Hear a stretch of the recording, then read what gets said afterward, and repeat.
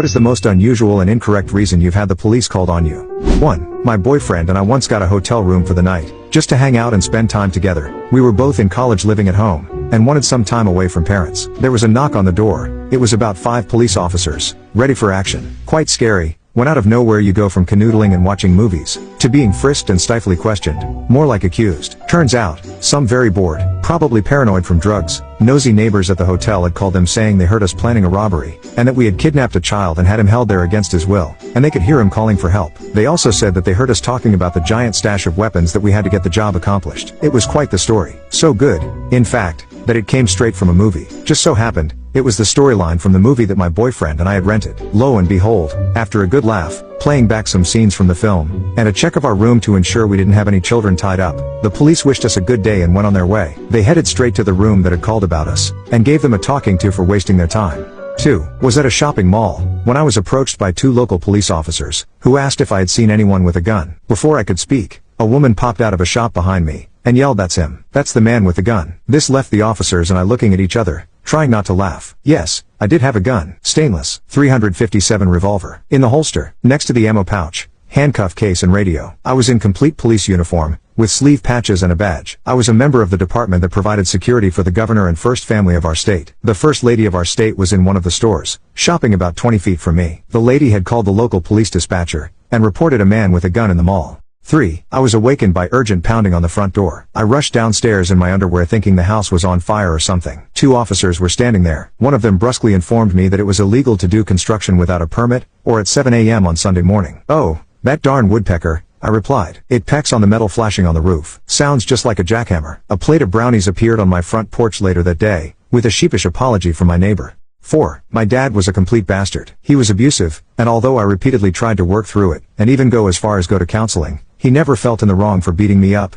Black eye, fractured both wrists, busted my lip, bruised my ear to name a few, and I wanted an apology. I was at his house speaking to him after my grandmother died, and he was pretty drunk at 10 a.m. We got into an argument so I wanted to leave, but he grabbed my purse, not knowing I had to hide a key. Even though my purse had my wallet, phone, money, ID, keys to my apartment etc., I just wanted to get away from him. I'm sitting at the light a few miles away from my dad's house when I notice police running in between the cars in my rear view mirror. I'm looking at them thinking someone is in trouble. Imagine my surprise when the cop points the gun at my head and tells me to get out of the car. I'm confused, but I cooperate. I get out and then he tells me to get on the ground so he can cuff me. It's like nasty dirty black road in a really busy intersection, but I do it. When they get me to the side of the road, handcuffed and out of traffic, I tell them I am not a car thief, that it's in fact my car. They get the registration and insurance out, and also in my registration, I have an extra license. When they saw that, they were very apologetic and told me that my father had called my car in as stolen by a girl that he thinks was armed, and the car belongs to his daughter, who was currently out of town. Now he didn't know I had another ID, so he thought that I'd have no way to prove I am who I am, and I'd get arrested and my car would be impounded, and it would just show me who can make my life hell. Funny thing is, that's illegal. It's called misuse of 911 and they'll arrest you for it. So they let me go and went and arrested my father. The craziest part of this whole thing was my father called me to bail him out. I did not.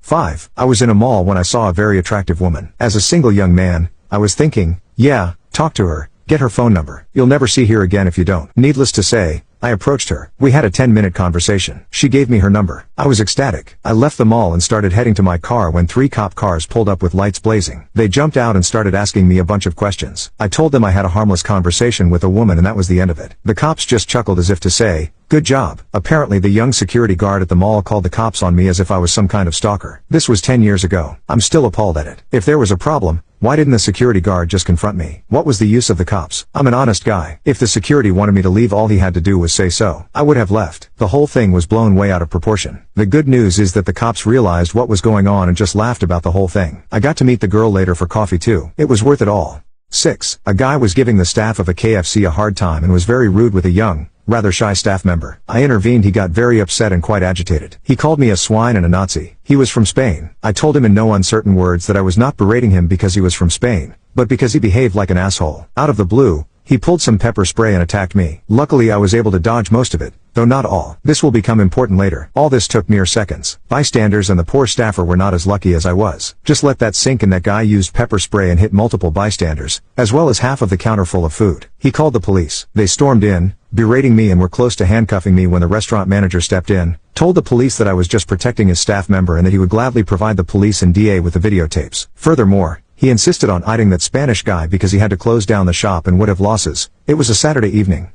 So we were both taken for questioning, me as a witness, which took roughly 2 hours, and a lot of waiting. I did not file a complaint, because I was pretty sure that guy was in deep shit anyway. When finally free to go, I went back to the KFC to check on that poor girl. The manager told me that she was treated in a hospital, but already had called him and was feeling much better. Turned out I was right with my assumption that the Spanish guy was in deep shit. The restaurant belonged to a corporate franchisee and was about to sue him. And I finally got a meal and a coffee. When I tried to pay, that manager looked at me as if he wanted to kill me for a second, then winked. Last thing I heard that the Spanish guy is charged with multiple cases of aggravated assault and this and that other stuff. Turned out pepper spray is illegal to use against humans in Germany and considered a dangerous weapon as defined by law. Plus he is being sued by a rather large corporation for damages for 2 hours of a prime evening during prime time. And the corporation will pay all legal fees for the poor girl as a joint plaintiff for damages and compensation. 7. We had a birthday party at McDonald's for my 8-year-old. We had set it up with their party coordinator weeks ahead of time, and invited most of his second grade class. When it came party time, the crowd gathered in the play area. The kids were playing, and we told the staff to start bringing the food. They were out of kids' meals, no toys, or even small cheeseburgers. We had paid a 50% reservation fee based on the number of kids. We asked to talk to the manager, and they said he was out sick. We said, just go ahead and bring out the cake. It was still frozen. So we told the kids and their parents to come back to our house and we would at least have ice cream as he opened the presents. Saved, but not what we envisioned. Finished the party at our house, and everyone seemed to have a good time. Shortly after everyone left, the police showed up. MCDs had reported us for theft of services. ! As we were talking to the officer,